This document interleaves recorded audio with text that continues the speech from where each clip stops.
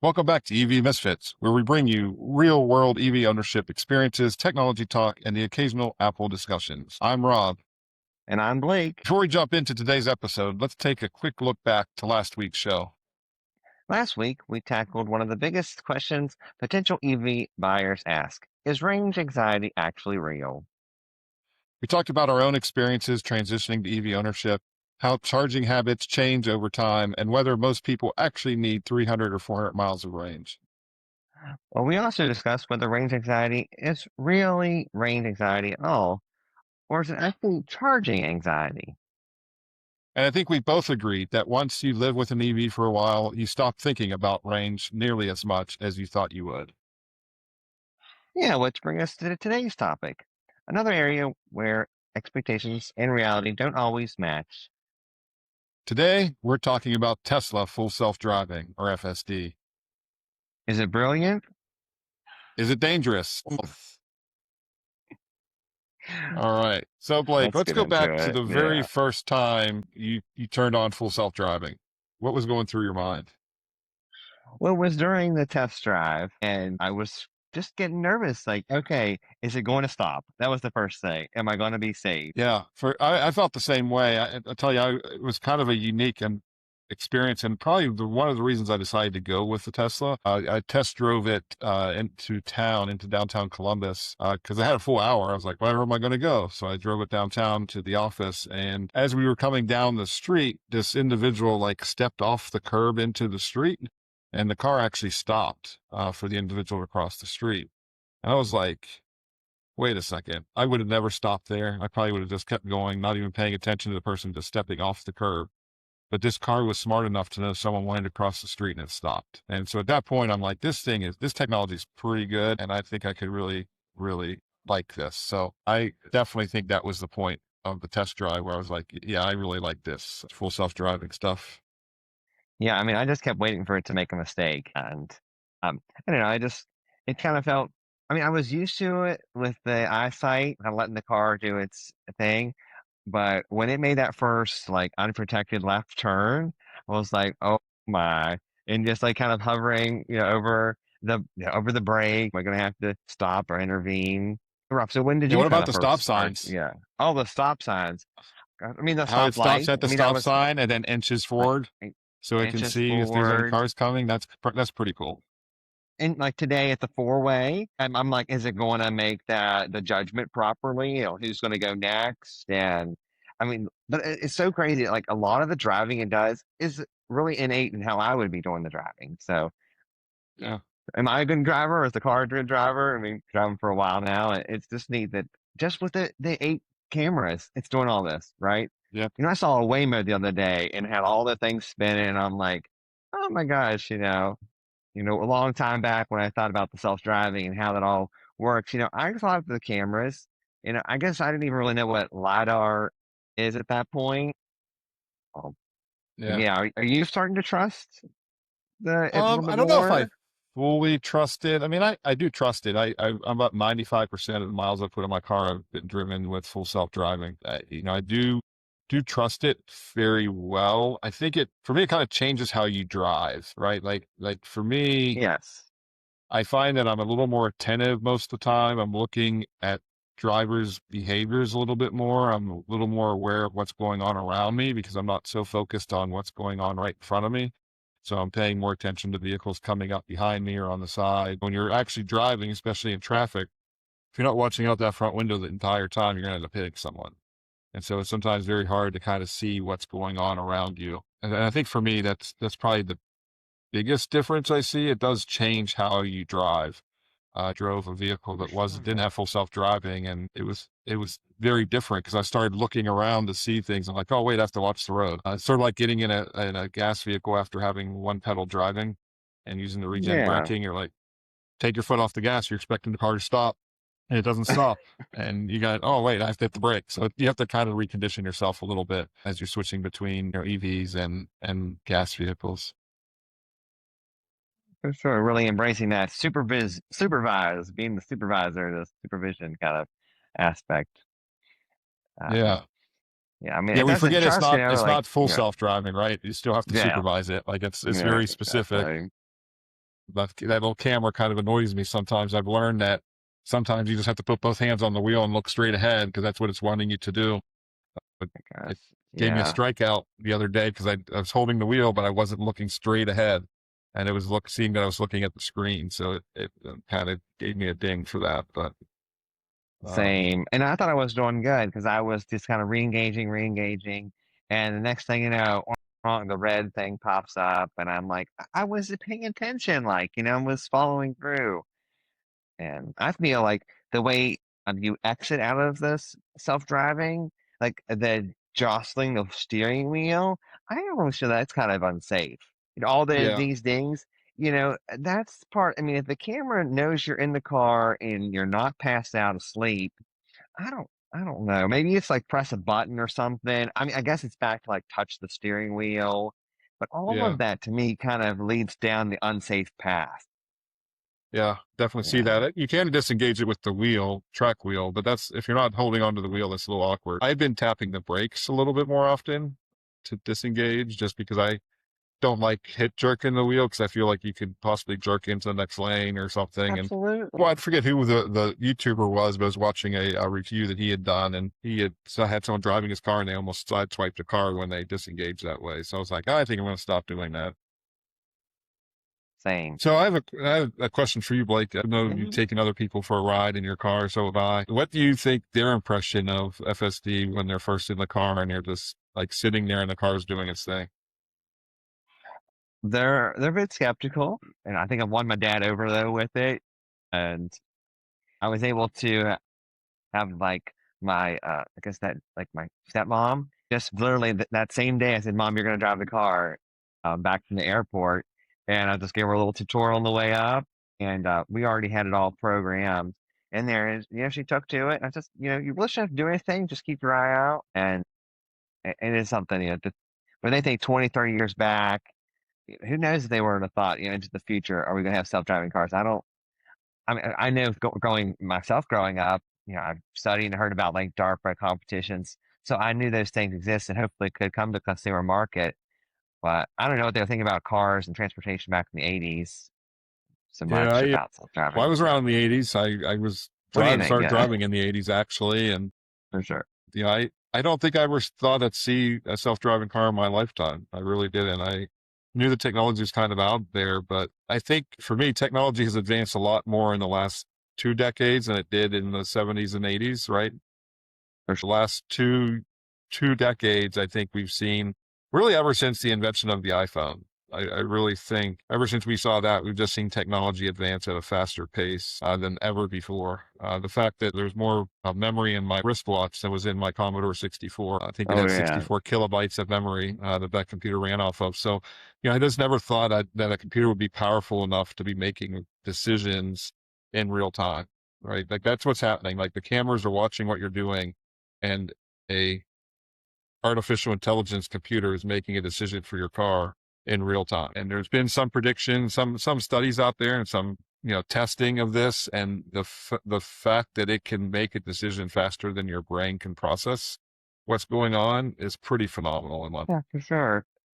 I mean, what's the first thing that you really showed someone when you were letting them ride with you? And was it For the me, it's self-driving? always first self-driving, right? Like I always warn them first. I'm gonna show you how full self-driving. If you've ever been in an autonomous vehicle before, you know what happens. Most people don't. I remember one time I was going out to West Liberty University in West Virginia, and that's a pretty windy road, and it was raining. And I stopped to pick my mom up to go out. We were going to my daughter's graduation, and um, we saw quickly, she's like, should we be driving? Shouldn't you be driving? We're going out this windy road. Shouldn't you be driving in the rain? I said, I don't think so. I'll see what happens. And so we started driving out the road.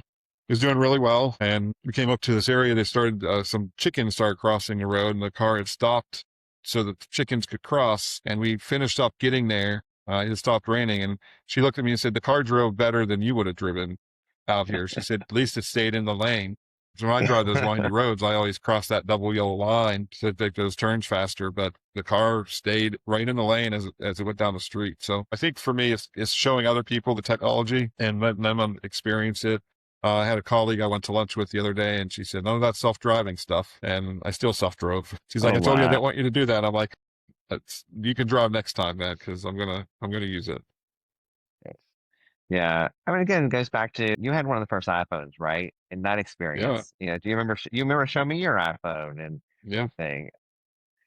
Um, Again, I couldn't believe. I was the skeptical person. I want a physical keyboard. And I didn't have a BlackBerry, but I was one of the BlackBerry people back then. It kind yeah. of like, and what do you think when you think back at your iPhone experience and showing people the iPhone? I mean, even today, sometimes I mean, all the features, right? As it Yeah, changed, copy paste or I, something. You just press down on the space bar to move the little thing. It's kind of like that with the car way, or what do you think? yeah, and it's pretty cool. I mean, I think technology. I was talking to a individual today after a meeting, and just talking about EVs as a whole, and really just got talking to them about software. And it goes back to what we talked about last week, how really software is going to be the future of vehicles. Like vehicles manufacturers who decide to start updating their software on a regular basis are the manufacturers that are going to start selling a lot more cars. So Right. I mean, now that they've been able to, I mean, you see, Tesla's has the connectivity package, right?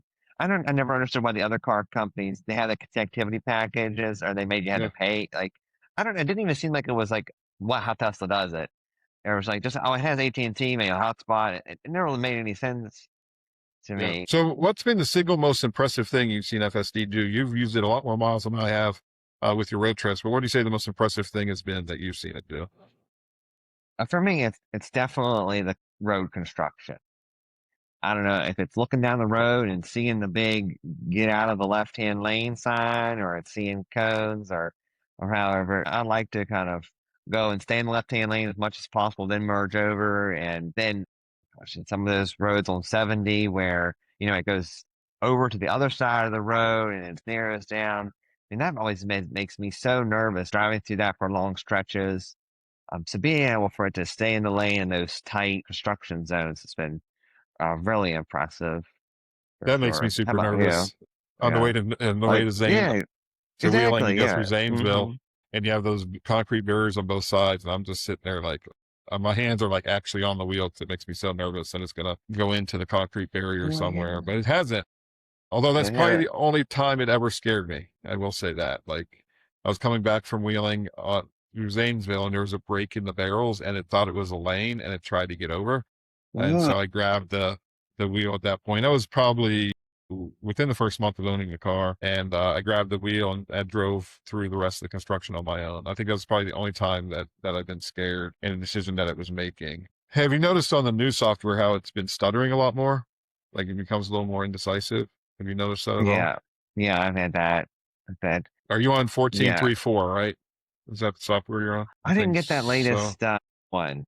The straight before there, but connect the Wi-Fi to the update and stuff. I've just been on the Okay. go too much. Haven't got that latest one, but it really Yeah, didn't have anything. I'm still avoiding the potholes. That whole thing. That's what makes me nervous too. It's like I don't want it to hit anything. yeah. That was one of the reasons I went with a Y instead of a three. Right, is to have a little extra clearance because they're just the roads are so crazy these days, and I can just feel like any hit. There's stuff on the road like it's a while back there, like a couple weeks ago. That tractor trailer tire exploded right in front of us. Oh, wow. And so we had to disengage and kind of navigate through the rubber mess. But again, it's so great. I mean, it another time there was this, I call them alligators. There was one alligator, the rubber was laying in the road and it just did its thing and went around it. And that's what my dad was saying too. And he's commented about how like if there's a bike, someone on a bike or it's really courteous about giving them space. And the other courteous thing it was doing is leaving. I was visiting SeaWorld the other day, and it was like, I know some people, they just hate going to events, big events, right, because of the traffic. Of course, I don't care anymore. I just let the car do its thing, but it's letting all these cars go. And my wife, she's just like, are we going to ever get to go? Because it just kept, everybody wanted to go and let us go in front of us. You know. But kept it safe, kept its distance.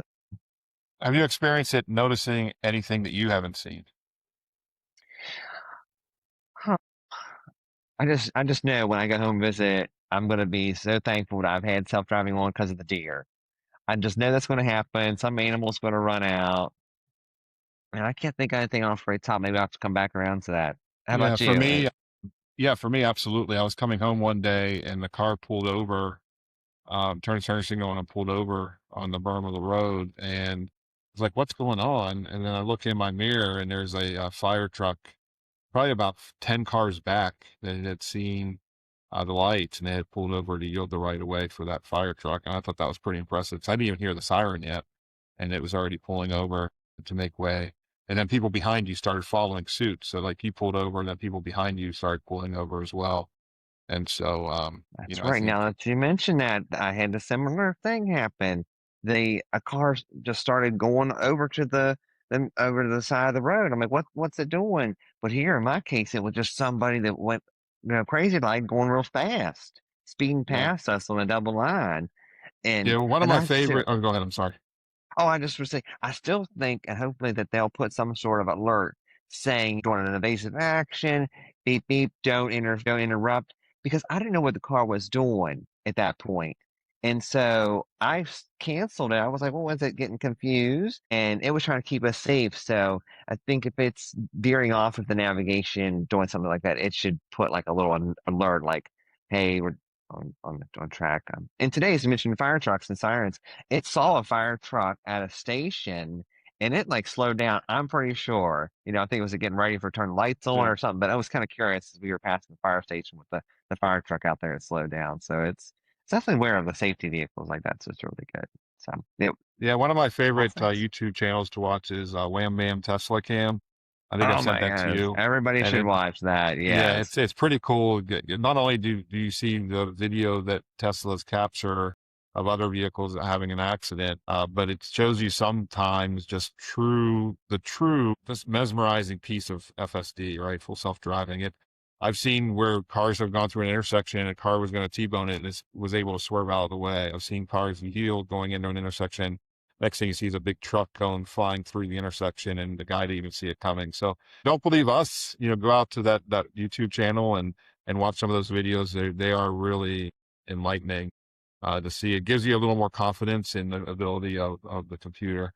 But we've been talking a lot of good stuff. So why don't we switch to some things that maybe not that's not so great. I mean, do you think it's made you a better driver though? I mean, I don't. I mean, I'm not driving. So I mean, at the end of the day, I'm not driving. So I can't say it makes me a better sure. driver. I feel safer on the road because of it. It's looking at around the car all Like the you said. time as opposed to just in the Yeah. front. I'm sure that's not gonna be perfect. I mean, but again, the reaction times and everything, and I mean, there's accidents are going to happen. It could be doing all its thing, and it could. They're just not going to. The wham bam Tesla cam. I mean, the accident's going to happen. It Yep. can't do anything else about it at some point. But, yeah, I mean, is there anything that you've been questioning about it, What do you think the FSC dumbest thing or? FSD has ever done for you? Right. I don't know. The whole like you mentioned earlier, the stuttering at the Hesitation. stoplights. That hesitation, the way they Uh, do it, it's too jerky. yeah, sometimes I think it's like an overly cautious teenage driver, right? They Yeah. they're like sitting there and they're like, "Do I go? Do I go?" And the steering wheel's moving, and do I go? I have learned something though. If you do want to go and override it, if you tap on the gas a little bit or the accelerator, it will start to advance. And so I was at a red light the other day, wanted to make a right turn on red, was in the curb lane. It was not, there was no cars coming, so it didn't want to go. So I just slightly, you got to be light, lightly pressed the gas pedal and it started going and they just let go of it. I still call it a gas pedal, even though it's not really a gas pedal, but it's kind of hard to break that. What about, Mm. Well, I mean, to that point though, I would say the same thing. The car was in front of me. It was a white car, I remember, and it was doing its turn because we had the green arrows to turn left and there to turn right. And I think the Tesla thought maybe the car was going to be coming at me, and so it hesitated where we could have safely did the left turn, and yeah, that other car can do its right turn.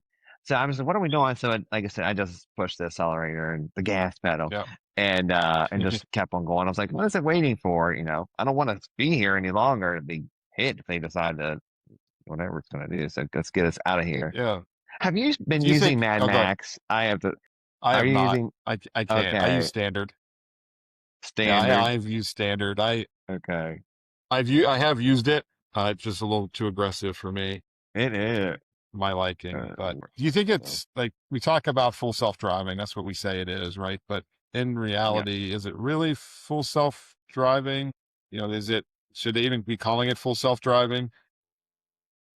Well, I mean, at least it's better than, like I said, the eyesight and the touching the steering wheel. But the lane keep. I don't even know the other version of the. I can't Yeah, understand that. I just like it to drive, and I'm in the car, and I'm supervising it, when it's doing its thing. Yeah, the inner camera. At least you have it. yeah, At least, yeah, yeah. at least too, that camera makes sure there's somebody sitting in the seat, right? And they're not totally out of it. There's some attention. So I wonder if it's supervised. Okay, is it the car is supervising you, or you are supervising the car? Well, you're supposed to be supervising the car, right? But the car is watching you as well. Do you think the Yeah. name scares people? The full self-driving name, like they think that they imagining a robo taxi out there where there's nobody in the driver's seat, and you think that saying the car has full Yeah. self-driving kind of scares people away? Yeah, I don't know. They should probably have dropped full and just call it, Yeah. supervised driving or something like that. Or advanced driving assistance, Y- Yeah. right? Well, I think we need to move on to my favorite part of the show, Let's and go. that's the Apple pit stop. So I think the question for today is, could Apple have built a better self-driving car? We've talked about Project Titan before. Do you think they would Yeah. have built a better Oh self-driving yeah. car? I mean, top notch. Apple's user experience. They would have squashed this already. This whole like wheel thing we're talking about, herky jerkiness. You'd be just being able to go Siri, go here, and the network, the maps. It would just all be so seamless. Um, Yeah, I would agree. I definitely agree with that. I kind of wish Apple would have bought Tesla back when they were thinking about it, because I think the software could be even better than it is today, although it's some pretty impressive software. And as you think back to Apple's history, they like to make sure the software and the hardware match, right? Like they build their hardware to maximize their software. And I do like that that's the same thing Tesla's doing. Like they're building their cars to run their software. So I think that's really cool as well. So I yeah, I mean they're definitely keeping think, the experience consistent, right? yep, Always consistent. That's about a buying experience, and that's that's what I love about it as a consumer. yeah. And Tesla it was reminds me of Apple great. a lot. Yeah, it Yeah, they does, remind and me they're in a doing lot of great as ways. well to keep it. The Yeah, the ecosystem. We software love the updates, right? ecosystem. Yeah, right. That's key. Simple Mhm. interface. It's easy to use. The buying experience, like you said, the ecosystem, the charging structure, everything just works together. Like you said, first time you ever charged your car, you just went out and plugged in, and it knew exactly what to do. There wasn't any pairing that you have to pair. If you charge at a non-Tesla Yeah. charger, or charge a non-Tesla at a Tesla charger, you have to set it up and pair your vehicle to the first time you ever do it, so that the chargers can identify what car it is. So I think, Oh yeah, yeah. I definitely Well, think yeah, for that's the sure. keys. I think, Yeah. thinking about it, we've joked to each other, like if Apple Oh, put a Apple logo on a roll of toilet paper, we'd probably buy it, right? And people don't buy yeah. Apple products because they're the cheapest, right? They know they're not getting a cheap product. They buy it because the experience has been consistent. And once you're in the ecosystem, that Hmm. experience, everything just works together. I think they're trying to create the same feeling for car ownership. I swore my first EV would be the Apple vehicle. So Same. Yeah, where it's I like they just really put did. the I was logo kind of on holding off for it. Project Titan. Kind of disappointed when that didn't happen. What's one Apple feature you'd love to see in a Tesla? Oh, not the hay stuff. I mean, they could make it better. I don't know about the hay rock. It's not been that great. And response time.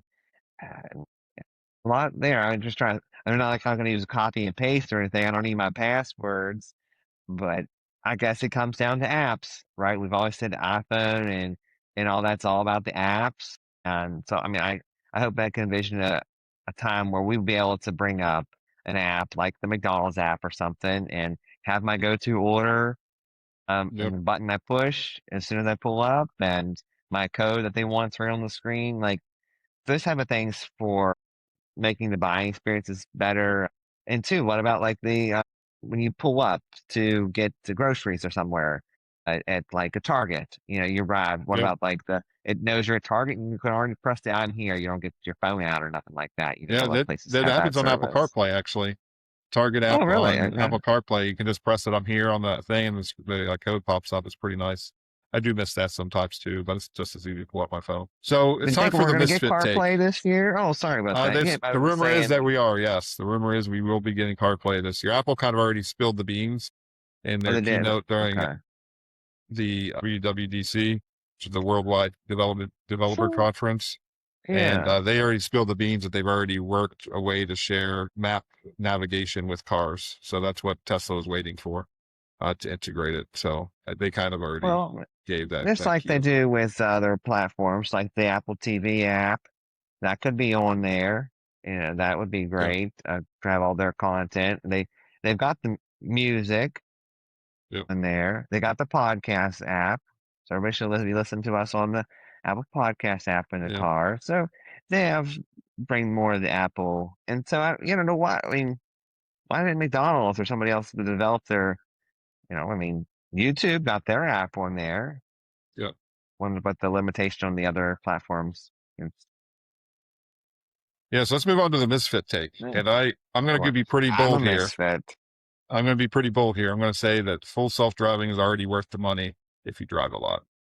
Because it does cost extra. You do have to pay the $99 subscription fee. But But I I like think it's that, the already worth the money. subscription, because I did not want to do that $10,000 thing, right? That was the way they were doing for a while. Yep. Yeah, you had to pay 8 or 10,000. 10,000 dropped to 8 for FSD at the Okay. time of purchase, the vehicle. I mean, that adds a lot to your monthly car payment already. I like that you can turn it off and on. So, like, if I want to cancel it at the end of June, Right.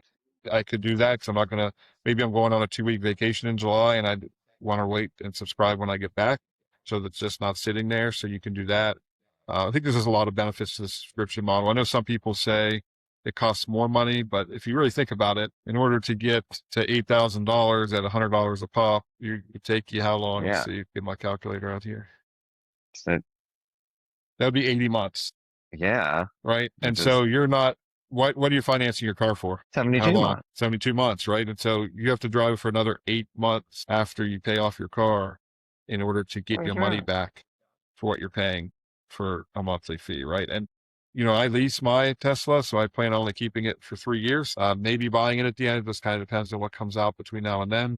But by making the monthly payment, I just kind of incorporated it in when I was shopping. Like I knew where I wanted to be price point, and it was kind of incorporated in as I was thinking through it. So, but I Well, definitely again, think I thank that you that for giving me your referral code because I got those extra months for free. three So that months, yeah, was yeah. nice. So I'm still on Yeah, the free. Ohio doesn't let you get anything for making referrals, but it was nice that you were able to at least get your 3 months FSD. Much appreciated. Yeah, and I mean, I just can't get over the fatigue. I've been doing the road trips. I mean, I'm gonna have to drive the car again at the end of July for a long road trip. Yeah, like the way I drive because charging at nighttime and things like that. If I don't do a hotel room or something like that, that's my FSD money. Yeah, absolutely, absolutely. So And we have maybe we'll all talk these a little other bit about that in a subscriptions. future So yeah, episode about camping in your Tesla.